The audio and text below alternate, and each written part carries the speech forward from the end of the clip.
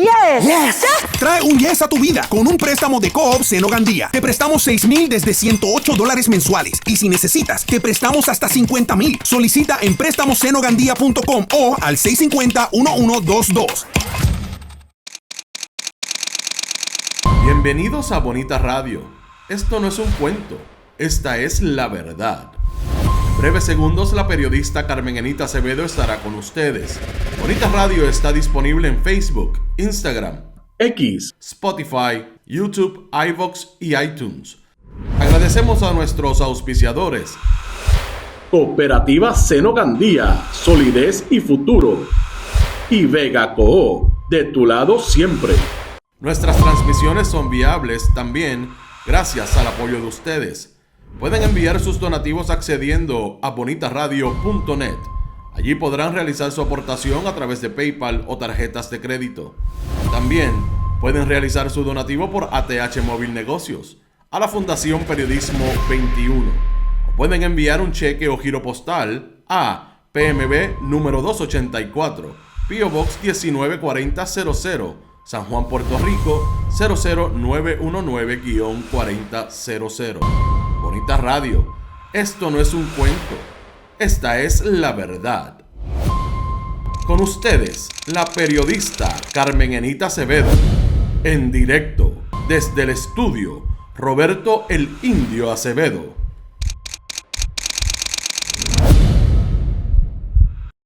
Muy buenas tardes. Trivializa la gobernadora lo que es una nueva controversia en el nombramiento de Janet Parra al Departamento de Justicia.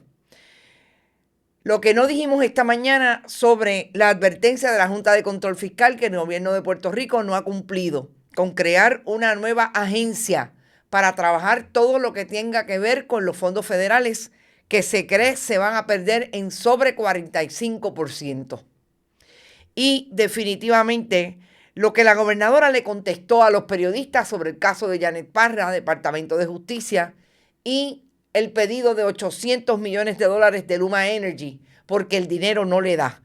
Vuelve el gobierno de Puerto Rico a tratar de paliar la crisis de energía eléctrica, manteniendo de cuponero a el privatizador de energía eléctrica en Puerto Rico. Esos son los temas que vamos a tratar. Vamos a también hablar sobre lo que ocurrió en la sentencia que revocó a una juez del Tribunal de Primera Instancia de San Juan, la juez Wanda Cruz Ayala, sobre la sentencia de arresto domiciliario por 15 años a una mujer que resultó convicta de provocar la muerte del hermano de Arcángel, Justin Santos, cuando estaba y conducía en estado de embriaguez. Vamos donde ustedes, gracias por estar. Por ahí llegó primero, les digo, Carla es barata, mi María, está rompiendo récord. Gracias por estar, Carla. Bienvenida una vez más y recuerden, pueden donar aquí. Este es el último momento para este mes, el 30 de abril. Por aquí cuando estemos en este chat, estemos en vivo. Florence Ramos también está por ahí, Efraín Borrero, Brenda Gómez, José Jiménez, Luz Díaz desde Winter Garden, Vivian López, Ivette Cardalda, hacía días que no te veía por ahí, Edgardo Núñez, Aixes Camilo, Carolyn Miranda, Migdalis Sánchez, Ilka Hernández, Sandra Infanzón, Adalberto Ramos, Rosa, Nilda Negrón, Jorge Troche, no te había visto, saludos y bienvenido. Emilio Gutiérrez, tampoco. Frances Segarra, sí. Wilma Fontán, Nereida Ramos, Ivette Grajales, Marcia Santiago, Jenny Beth. Está por ahí también Humberto López Rodríguez, Eliezer Ortiz, saludos desde la Bonidiáspora, desde Los Ángeles, California. Gloria Morales, déjenme ver quién más está por aquí arriba. Rafael Pérez, Domingo Delgado, Adalberto, José Miguel Morales, Sandra García, Rafael Avilés. Gracias por estar, Nereida Ramos, Irmita Vivaldi, Sheila Concepción, Judith Nash, Orville Velázquez. Gracias, Malungo Viera, por tu aportación. Y hay alguien más que aportó y tengo que decirlo. Jorge Rodríguez, gracias, Jorge. Jorge Tañón también, se escucha perfecto. Por fin. Hemos arreglado varias cosas y una de ellas es el audio. Gente, yo quiero ir primero a la nota que no discutí esta mañana, a pesar de que la anuncié. Nos embollamos con todo lo que está pasando con los nombramientos. Yo creo que es la crisis más grande que ha tenido gobierno alguno en tan solo 122 días. Y es el asunto de que la Junta de Control Fiscal y Robert Mujica le enviaron una carta a la gobernadora diciéndole que se supone que crearan una agencia, si mal no recuerdo, desde el 2022, no tengo el documento a la mano, para manejar todo lo que tiene que ver con fondos federales, sobre todo para buscar una posible alternativa en el presupuesto de Puerto Rico, porque los fondos federales están amenazados desde hace rato. Yo lo vengo diciendo desde Barack Obama. Desde que Barack Obama dijo, esto no está tan bueno, esto está difícil. Y fíjense cuándo llegó, en la administración de Donald Trump. ¿Por qué? Por otras razones. La administración de los republicanos siempre busca la manera de cortar dinero de aquellos esfuerzos que tienen que ver con el proyecto futuro social, de justicia social del país, Estados Unidos y obviamente su territorio, Puerto Rico. Y en ese sentido, la Junta de Control Fiscal le dijo a la gobernadora, el momento llegó y es ahora. Y tienen que buscar un plan B y me lo tienen que decir en este presupuesto. Tienen que decir de dónde van a sacar ese 43-45% que amenaza la administración de Donald Trump con recortar. Hay aparentemente una salvación en el caso de los cupones de alimentos, el famoso SNAP, que todavía no se sabe si Puerto Rico va a ir hacia ese programa. Todavía está en ese otro programa que mal llamado cupones de alimentos, así se llamó en principio. Y lo que eso significa es que Puerto Rico recibe 20% menos de lo que recibe cualquier otro estado en Estados Unidos porque no está en el SNAP. Pero lo que sí va a pasar, y esto es complicado para los beneficiarios de esos programas, es que van a pedir como requisito trabajar. Y aquí quien peor la va a pasar, a mí yo no le tengo ninguna pena a aquella gente que está gordo y colorado, como diría mi abuela Reyes Vázquez, y no hace nada. El problema es que ese no es el caso de la mayor parte de la gente que coge cupones de alimentos en Puerto Rico o el famoso PAN. Es aquellas mujeres que tienen 3 hijos y se les hace bien difícil manejar todos los costos que están alrededor del cuidado de niños y niñas para irse a trabajar. Y esas son la gente que va a sufrir. La mujer o el hombre que tiene a su cargo a su papá o a su mamá y está encamado y no tiene dinero para ponerle en un hogar. Esas son las realidades de la gente, de mucha gente en Puerto Rico. Y esas son la gente que van a perder la oportunidad. Si no es que piensan irse a Estados Unidos, que yo no creo que sea opción en este momento, porque sabemos cómo está ese país, sobre todo con relación a todo lo que no sea blanco, rubio y ojos verdes. Y en este momento, yo creo que cuando la campaña electoral se dio con 2 temas fundamentales, el miedo que le metió Jennifer González a los votantes, con el comunismo, Cuba y Venezuela, y por otro lado, que se iban a perder los fondos federales. Le dieron la oportunidad a alguna gente de salir con miedo a votar y votaron por Jennifer González y ganó con un 41%. Gente de Proyecto Dignidad, gente del Partido Nuevo Progresista que no iba a ir a votar y gente del Partido Popular. Y ahora, a mí me encantaría en una conferencia de prensa preguntarle a la gobernadora, gobernadora, ¿y qué pasó? ¿No era Juan Dalmau el que iba a quitar los fondos federales? ¿No era que el comunismo iba a llegar a través del avión y todos teníamos que obedecer lo que nos dijeran aquellos que iban a venir como comunistas? El comunismo que usted le vende a la gente, que no es el correcto necesariamente. No tiene para nada que ver con la historia, pero le vende desde la propaganda lo que usted quiere venderle con relación a cualquier otro sistema que no sea la democracia que amenaza hoy, con meter preso a los periodistas, con meter preso a los jueces en Estados Unidos y con mantener un estado de excepción que ahí viene, por ahí viene el Bukele de Estados Unidos que se llama Donald Trump. Me encantaría preguntarle como diría Margarita Ponte. ¿Y cómo se siente que la desmintió Donald Trump con todo lo que tiene hoy de frente? Que es que Puerto Rico se puede quedar con un 45-46% menos en su presupuesto para atender las necesidades del país.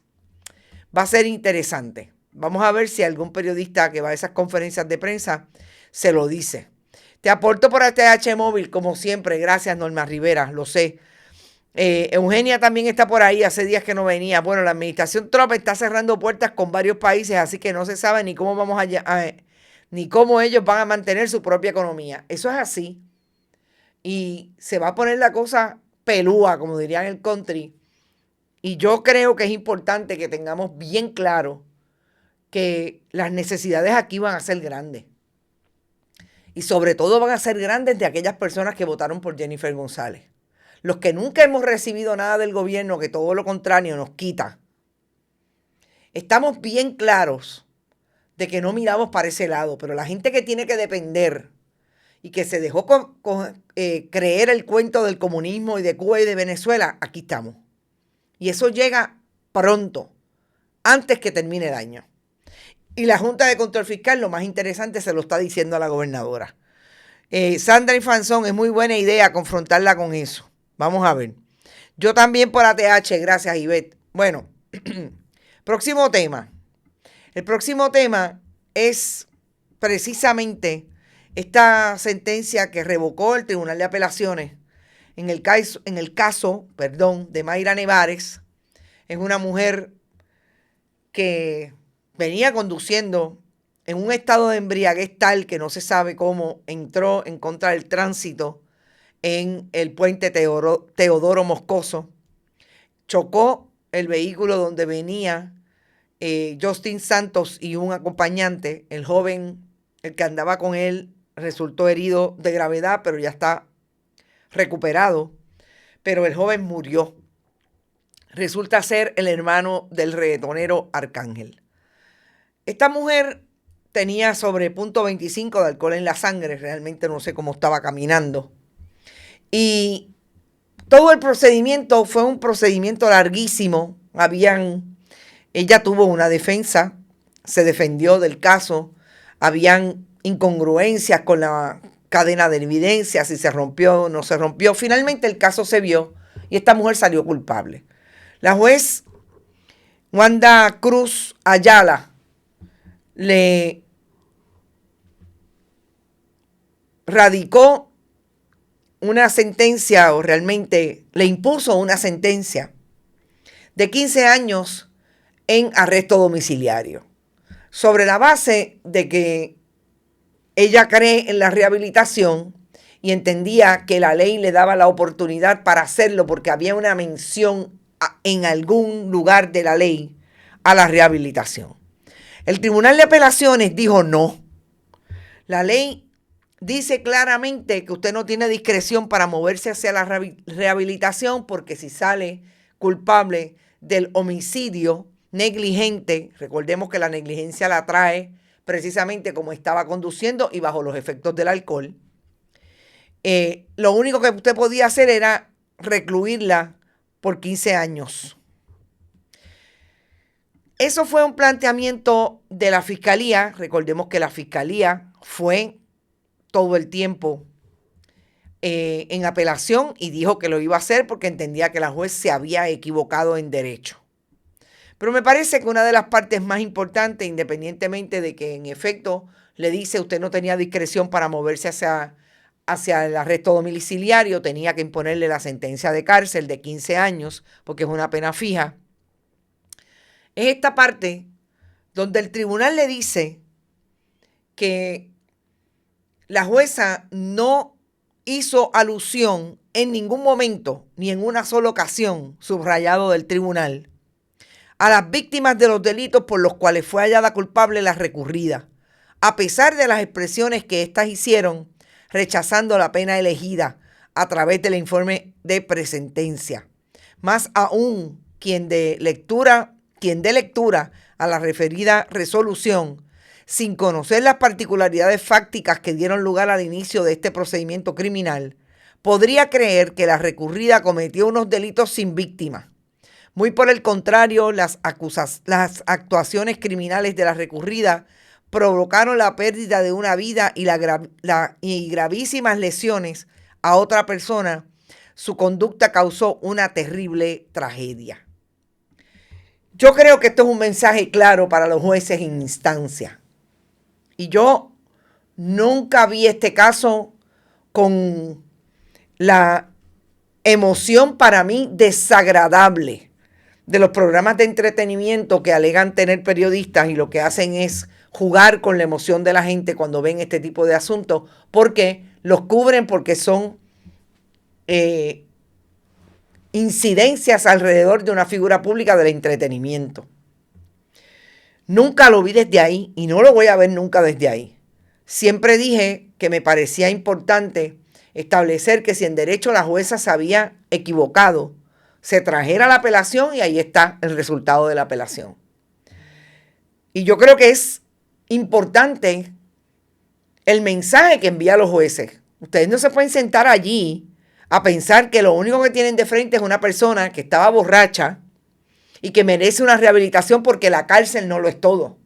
Ustedes tienen que pensar en lo que piensan las víctimas del delito. Y yo creo que en ese sentido, si Wanda Cruz Ayala en efecto se equivocó, la parte de las víctimas era súper importante y no la trajo. Y en ese sentido me parece, vuelvo y repito, importante que el Tribunal de Apelaciones lo haya revivido. No, aquí hay una víctima y hay que enviarle un mensaje a las víctimas y hay que enviarle un mensaje al país también. Porque las leyes no están ahí porque alguien se sentó y dijo, ay, mira, vamos a hacer esto. No, las leyes están ahí porque malo que bueno, este país tiene un sistema de derecho que en efecto es punitivo. Y piensa que metiendo a esa mujer 15 años presa, va a dejar de tener las ganas de beber y que se va a curar de su alcoholismo. Es posible que no. Pero me parece que en ese sentido dieron en el clavo los jueces. Atendieron un tema que a veces muchos jueces se olvidan de que en efecto los casos no vienen porque alguien se inventó la narrativa. Los casos ocurren y hay víctimas del delito. Y en este caso, el delito cometido le quitó la vida a una persona y hay una madre y hay unos hermanos que sufren la pérdida de ese ser humano. Así es que hay reclusión por los fundamentos expuestos. Expedimos el recurso de cerciorari solicitado y ordenamos modificar la sentencia a los únicos efectos de disponer que la pena a cumplirse por la señora Nevares Torres sea la de reclusión. Así es que en efecto va para la cárcel. Eso toma un procedimiento. Tiene que haber un cambio de sentencia, tiene que haber una vista para hacer la resentencia, etcétera, etcétera. Y de ahí definitivamente va para prisión. Tenemos que estar bien pendientes a los casos que tenemos todavía que no se han resuelto, como el caso de la joven de Vega Baja, que es el hijo de un médico de Manatí, y otros que están relacionados igualmente con el uso y abuso del alcohol. Vamos al tema de la ex fiscal Janet Parra. La designada secretaria del Departamento de Justicia le sale otro chichón. Ustedes saben que esta mañana hablábamos de que el último chichón tenía que ver con la escolta. A la escolta la sacaron. Ella emitió un comunicado de prensa esta tarde, al mediodía, diciendo que en efecto estaba relevado de sus funciones, volvía a la Policía de Puerto Rico, a la Unidad de Protección de la Policía, y la secretaria tiene ahora el problema de que todo lo que pasó con esta escolta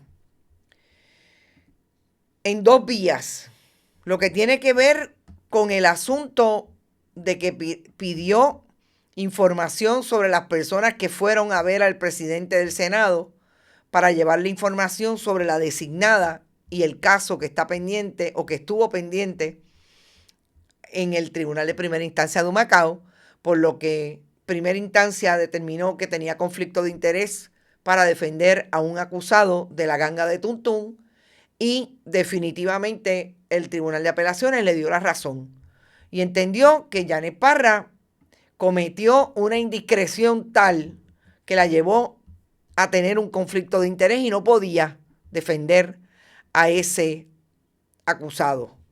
Lo más importante es que esta tarde, también más o menos al mediodía, 2 de la tarde, Adrián González Costa, el senador del Partido Independentista, le dijo al presidente del Senado a través de una carta: yo entiendo que hay que investigar todo lo ocurrido entre el sargento José Calderón Hernández, que es el director del negociado de Seguridad Interna y Vigilancia Electrónica de la Superintendencia del Distrito del Capitolio, y el agente Abiel Soto. ¿Por qué? Porque el 3 de abril le dijo: enséñame las cámaras a ver quién fue quien vino a hablar con el presidente en el caso de mi jefa. Yo me lo puedo imaginar que así como bien tranquilo.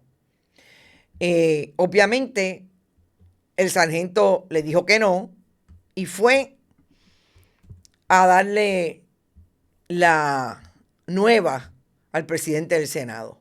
El presidente del Senado no había dicho mucho o quizás nada. Y esto me parece parte de la estrategia de Tomás Rivera Schatz, que es poner a los demás, como en el caso de Adrián González Costa, que fue y le dijo: yo quiero que se investigue. Y en ese sentido se quita él un peso de decirle a Jennifer González: yo te voy a investigar, a reinvestigar todo lo que estoy investigando sobre Janet Parra, porque ahora hay otra incidencia que hay que investigar. Así es que como se lo pidió, yo no dudo que por diseño, porque conociendo a Tomás Rivera Schatz, sabe que estas cosas, como ahora él quiere hablarle directo al país, él ya no le habla ni a los PNP ni a la gobernadora, él le quiere hablar directo al país. Pues Adrián González Costa le llevó esa carta y, según me contó también el propio Adrián González Costa, el presidente reunió a los portavoces y les dijo: sí, voy a darle paso a esta investigación.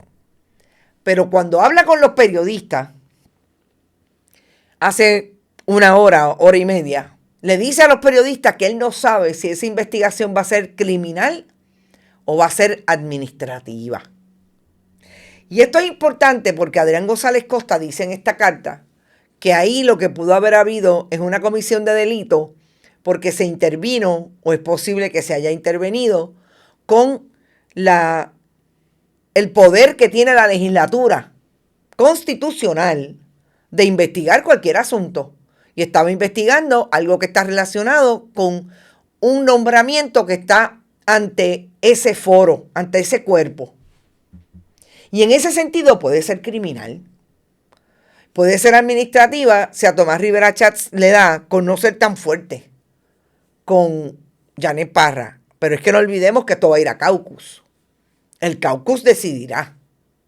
¿Y cuál es el discurso de Tomás Rivera Schatz en todo esto que sale nuevo con relación a la secretaria?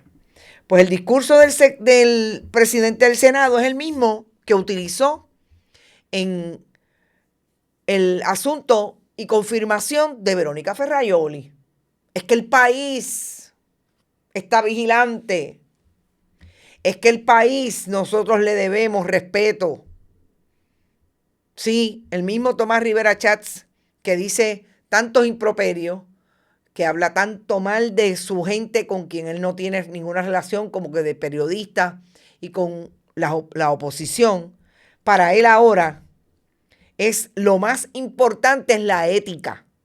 Como dije en la vista de la Comisión Total de la Secretaria, es como tú te comportas cuando te están observando. ¿Para qué quería la información de la gente? Es una pregunta válida. ¿Con qué propósito estaba buscando? ¿Para él? ¿Para quién? Son preguntas que hay que responder y dependiendo de cuál sea la respuesta que vamos a buscarla, eso también va a tener una consecuencia sin lugar a dudas. La opinión que pueda tener un senador, la gobernadora, un jefe de agencia, es su opinión. ¿Qué piensa el ciudadano que está mirando desde allá? Eso también es importante y todas estas cosas abonan a que si nosotros queremos que la gente confíe en los sistemas de las instituciones de gobierno, pues tenemos que operar de esa manera. Ahora el más preocupado de la institucionalidad se llama Tomás Rivera Schatz. Si Tomás Rivera Schatz estuviera tan preocupado por la institucionalidad del Senado, y me voy a quedar ahí, Tomás Rivera Schatz le hubiera entregado al país hace 15 años el estado financiero de su finanza, para que el país entendiera que él es una persona que en efecto tiene todo lo que tiene, tiene todos los carros y tiene todas las propiedades entre Río Grande, tiene todas las caballerizas que tiene entre Río Grande e Isabela, porque es fruto de su trabajo. Pero Tomás Rivera Schatz siempre le ha negado al país saber cuáles son sus finanzas. Y si él quiere que el país confíe en él, amén de todas las cosas que la gente puede decir, que yo no las digo porque yo las digo cuando tenga evidencia. Yo no voy a hablar de Tomás Rivera Schatz, ni de nadie, ni de las finanzas de nadie, si no lo tengo de frente. Porque así trabajamos en este esfuerzo periodístico. Pero si hay respeto a la institucionalidad y a lo que piense la gente, usted mata el comentario precisamente con la información, porque el país tiene derecho a saber. Ahora no. Por eso es que me parece que cada vez que dice con qué estatura moral, con qué autoridad moral, le aplica totalmente. ¿Con qué autoridad moral le va a decir a la gobernadora que no trivialice todo lo que está trivializando su esfuerzo público cuando él ha hecho lo propio? Cuando se mete en el fango del entretenimiento y de la hostilidad y la violencia contra las mujeres, contra el opositor, etcétera, incluso en sus redes sociales. No sé, pero ahí está Tomás Rivera Schatz, es la segunda vez que lo hace. Realmente es la cuarta vez, porque lo hizo en el nombramiento de Víctor Ramos, lo hizo en el nombramiento de Waldemar Quiles y lo está haciendo ahora, y después que lo hizo la semana pasada con Verónica Ferraioli. Ahora él es el más puro y casto. Veremos. Y sigue siendo complicado para la gobernadora defender lo que está pasando con Janet Parra. Y lo más terrible es que aquí todo el mundo tenía una esperanza de que Jennifer González, por lo menos la gente que votó por ella, venía además de con proyectos, más allá de decir que Juan Dalmau y la gente del PIB y de la Alianza eran comunistas, tenía un proyecto incluso para sacar a Luma.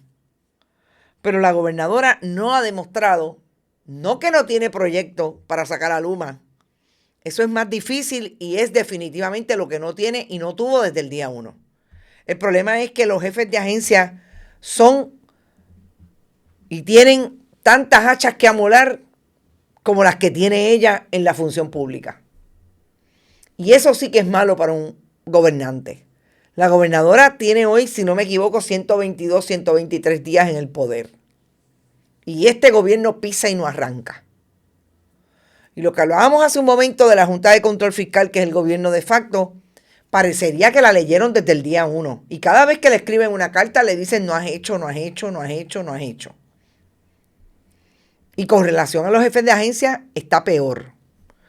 Y yo quiero que ustedes le escuchen en la intervención que tuvo hoy, creo que tiene un poco más de 4 minutos, cuando habló con los periodistas sobre 4 minutos 17 segundos, precisamente sobre el tema de Luma y el tema de la secretaria del Departamento de Justicia.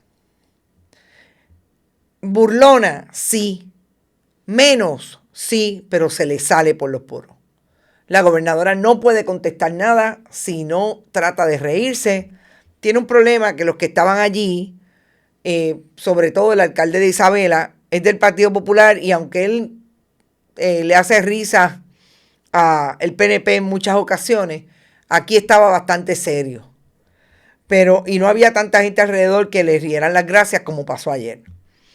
Pero yo quiero que le escuchen con relación a esos dos temas y regresemos al análisis porque esto pisa y no arranca Y yo creo que la gobernadora está en el peor momento de su carrera política y está a punto de que le asesinen públicamente a su segunda nominada al gabinete constitucional. Vamos a escuchar a la gobernadora. Sé que la Secretaría de la Vivienda ha tomado nota sobre el asunto, porque tenemos la necesidad de vivienda en todos los municipios y obviamente en Vieques y Culebra también. Así que estamos disponibles para contestar otras preguntas. Comenzamos con vocero. Pues precisamente, ya que estamos hablando del tema energético, gobernadora, ¿cuál es su reacción a la carta que le envió Luma diciéndole que necesitan entre 500 a 800 millones, que tienen equipos, subestaciones que no están funcionando, aunque no sé si le mencionaron que hay dinero federal para eso, ¿verdad? ¿Cuál es su reacción a la carta? Por escribir, nadie se ha muerto, ¿verdad? Y ¿verdad? Ellos piden 800 millones, yo quiero rebajar también. Ahí, ¿verdad? Todo el mundo tiene sus deseos en la vida. Yo creo que el gobierno de Puerto Rico hizo un mal negocio con Luma. Porque hicieron una representación de que podían llevar a cabo la reconstrucción del sistema eléctrico, de que eran unos expertos manejando fondos federales, de que tenían todas las calificaciones, los equipos, la experiencia para hacer el trabajo, y la evidencia dice lo contrario. Todos los meses estamos recibiendo comunicaciones de que necesitan dinero, que se han gastado más en estas áreas, más en las otras.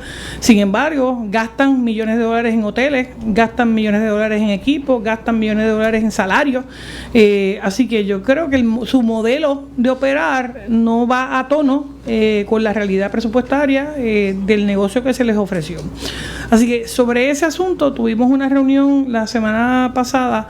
La directiva de Luma, la Junta de Supervisión Fiscal, AFAF y esta servidora, al igual que OGP, para discutir todos esos elementos, porque en el contrato malo que hizo el gobierno de Puerto Rico con esta corporación, ahí se identifican unas 6 cuentas, de las cuales de dónde se van a pagar no están expresamente dispuestas. Así que sí hay controversia sobre si se debe pagar o no. Sobre el tema del dinero, claro, todos queremos las mejores facilidades y nosotros hemos identificado recursos federales, ¿verdad? Se asignaron 18 millones de dólares para 18 mil millones de dólares para la reconstrucción de nuestro sistema eléctrico, y una de las cosas que estamos haciendo, y de hecho yo tengo hoy en Puerto Rico al nuevo administrador de FEMA para discutir este y otros temas, y los vamos a estar llevando a la planta de San Juan y van a estar visitando cosas específicas que necesitamos que nos ayude a acelerar. Y en el caso del Departamento de Energía Federal, pues la política pública energética bajo la administración de Biden, lamentablemente la Secretaría vino 1000 veces, pero ninguna para trabajar el tema de generación, ni ninguna para trabajar el tema de transmisión y distribución. Así que hay unas partidas federales que iban para unos programas de energía renovable o de placas solares, que yo le estoy pidiendo al gobierno federal que me los reasigne para lo que tiene que ver con generación y lo que tiene que ver con transmisión y distribución. Hay buenas comunicaciones en ese sentido, no puedo, ¿verdad?, dar más detalles hasta que nos recibamos la autorización final de las agencias federales. Si se nos permite hacer esa conversión, ayudaría dramáticamente, y mantenemos reuniones entre la Junta, Luma y el gobierno de Puerto Rico para identificar aquellas áreas en las que tienen que hacerse, ¿verdad?, inversiones. Pero si se sabe que hay problemas de transmisión, ¿por qué no hay proyectos ya corriendo? ¿Y por qué no se le han sometido a FEMA? La realidad es que lo que se le ha pedido a FEMA de reembolso por parte de esta compañía es mínimo. Así que el gobierno de Puerto Rico está en algunos casos diciéndole, si es dinero para empezar la construcción y luego pedirle el reembolso, el gobierno de Puerto Rico puede estar dispuesto. Pero ¿cuánto tiempo más vamos a estar así? Así que esto nosotros lo vamos a estar auditando. El SAL de Energía se mantiene enviándole casi comunicaciones diarias a esta compañía, y es la primera vez que tienen fiscalización, porque antes la Autoridad para la Alianza Público-Privada no había hecho ningún tipo de fiscalización, y nosotros la vamos a continuar haciendo. Sé que la Secretaría de la Vivienda ha tomado nota sobre el asunto, porque tenemos la necesidad de vivienda en todos los municipios y obviamente en Vieques y Culebra también. Así que estamos disponibles para contestar otras preguntas. Comenzamos con vocero. Pues precisamente, ya que estamos hablando del tema energético, gobernadora, ¿cuál es su reacción a la carta que le envió Luma diciéndole que necesitan entre 500 a 800 millones, que tienen equipos, subestaciones que no están funcionando, aunque no sé si le mencionaron que hay dinero federal para eso, ¿verdad? ¿Cuál es su reacción a la carta? Por escribir nadie... Bueno, no sé por qué se fue, no está la parte que traía con relación a Janet Parra y Justicia, pero yo se las voy a traer breve. Vamos a empezar con esto que dijo la gobernadora con relación a Luma y el dinero que está pidiendo de 500, 800 millones. Primero, estoy totalmente de acuerdo con los comentarios de ustedes. La gobernadora insiste en ser burlona. La gobernadora tiene un problema de consistencia en su cinismo, pero más bien en la manera en que intenta burlarse de las preguntas que le hacen los periodistas. Yo tengo que decir que esa consistencia no es contra los periodistas, es contra el pueblo, es contra el país. Porque los periodistas somos, en el momento en que nos presentamos en una conferencia de prensa, los interventores del país, porque el país tiene derecho a saber. Así es que la gobernadora se burla consistentemente de los miembros de ese pueblo que en un 41% le dieron el voto. Que Francisco Rosario comenta que la gobernadora luce harta. Yo creo que la gobernadora tenía, como dicen los gringos, un bucket list. Ella quería ser gobernadora. Va a ser una gobernadora breve. Yo no auguro que Jennifer González cambie para que pueda ganar la elección del 2028, a menos que no hagan y utilicen los trucos que sabemos que utiliza el PNP cuando llega la elección general. Pero en ese intento de su bucket list, sí se harta, porque hay que trabajar y mucho, porque está todo el tiempo haciéndolo mal, mintiendo, siendo inconsistente con las cosas que dice ahora y más tarde. Precisamente como ella dice que se atiende la novela en la trivialización y maripilización que hace de algo tan crítico como que es que una secretaria del Departamento de Justicia le reviva a Puerto Rico lo que fueron la era de las carpetas. Y la gobernadora se atrevió a decir hoy que eso no era un problema porque en justicia no se está carpeteando a nadie. Pero no me voy a ir de Luma todavía. Cuando la gobernadora dice que el contrato de Luma fue un mal negocio, yo le recuerdo a la gobernadora, porque estoy segura que ella lo tiene que haber visto, que en el muro de Bonita Radio en X, Twitter, está dispuesto como primera publicación lo que usted le dijo al pueblo de Puerto Rico desde el 2018, cuando la privatización era ya posible después de los huracanes Irma y María. Y más tarde, cuando usted fue comisionada residente, ya era comisionada residente en el 18, pero en el 2020 cuando ganó, en el 2021 que se firmó la ley, usted envió un comunicado de prensa diciendo esto es necesario y estoy contenta con el contrato de Luma. ¿Cómo es posible que ahora le diga a ese mismo pueblo que la está escuchando a través de la prensa que el gobierno de Puerto Rico hizo un mal negocio con Luma? Usted era parte de ese gobierno, gobernadora. Usted ganó en el 2017 con Ricardo Rosselló Nevares, a quien después no conocía cuando el pueblo lo sacó de la fortaleza en el 2019. Pero sin embargo, se quedó con elementos de aquel gobierno, se quedó con elementos del Telegram chat, que los entró por la cocina y ahora tienen múltiples contratos con el gobierno de Puerto Rico. Así es que insistir en que la culpa es de Pedro Pierluisi, la responsabilidad de la culpa es de todos los miembros del Partido Nuevo Progresista que fueron electos desde el 2016 y están hoy todavía vivos en la legislatura y en el Ejecutivo, entre ellas usted, que fue la segunda persona de más alto rango en ser electa entre el 2016 y el 2024.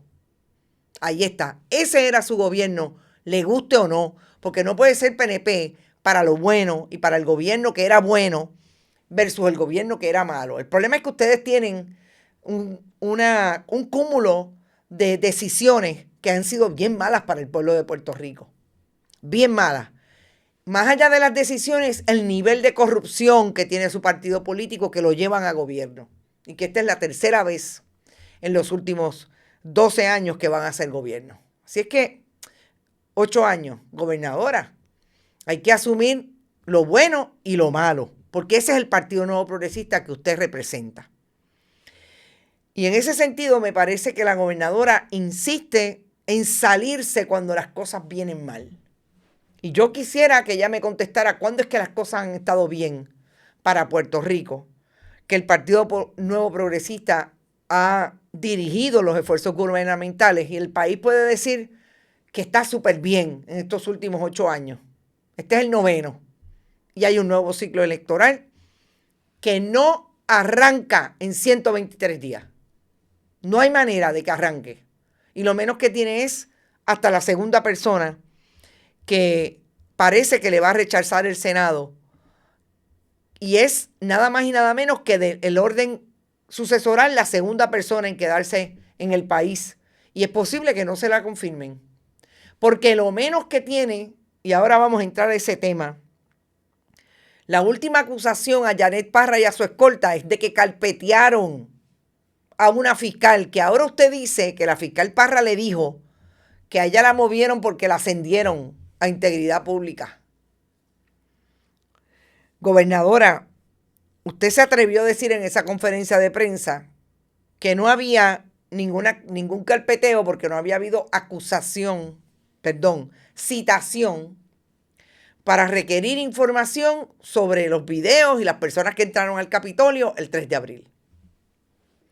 Yo no sé si es que a usted se le olvidó la clase de investigación criminal en la Escuela de Derecho y de todo lo que tiene que ver con el derecho penal. Para haber carpeteo no tiene que haber una petición de información. Porque yo le voy a recordar lo que hizo el Partido Nuevo Progresista bajo las administraciones de Carlos Romero Barceló cuando carpeteaban, y antes bajo Luis Muñoz Marín, etcétera, cuando carpeteaban a los independentistas en Puerto Rico.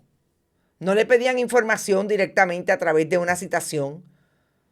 Lo hacían con los vecinos. Lo hacían con las maestras y los maestros, con los profesores de la universidad. Lo hacían robándole los carros.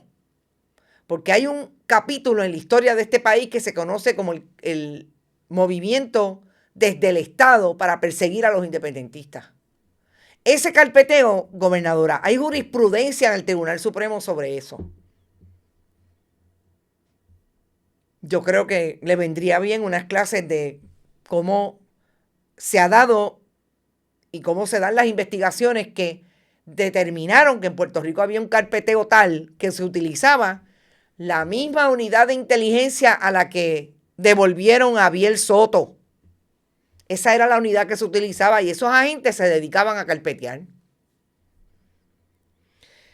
Me parece que la gobernadora, además de la burla, además de la consistencia que tiene en faltarle respeto al país cuando se dirige a los miembros de la prensa, que están haciendo las preguntas que la gente no puede hacer porque no tienen acceso a ellas. Le falta mucho a su nivel de inteligencia y de conocimiento sobre cómo, en efecto, ocurren las investigaciones criminales que pueden suponer violación de derechos civiles, como son las carpetas.